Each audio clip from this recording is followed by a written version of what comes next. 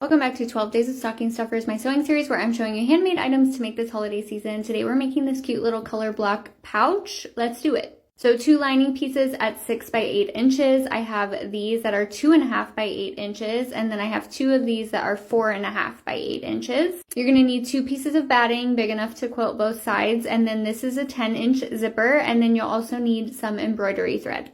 That's optional if you want to make the tassel. So take these 2 pieces and put them right side together, and you're going to do this for both sides. And this is a 1/2 inch seam allowance because I want my piece to be 6 by 8 when I'm done with it. So go ahead and sew both sides until you have these 2 pieces, and then you're going to quilt this however you want. So I'm just putting it on top of my batting, and I'm just doing some quilt lines. You can do literally whatever you want. And then I'm just going to cut off my extra batting, and then we're going to assemble. So right side up on your exterior piece, your zipper is right side down and your lining is right side down. If you have a pattern, it's right side down.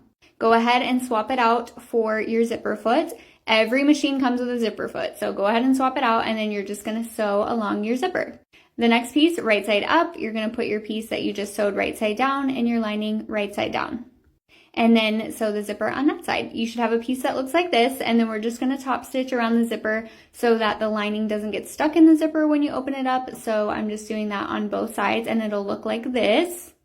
Now go ahead and open your zipper. We're going to flip your exterior to one side and your lining to the other. Go ahead and get it really nice and lined up. I'm just using some clips to hold it in place, and then we're going to sew a 1/4 inch all the way around, and we're going to leave a gap right there in the middle of the lining at the bottom.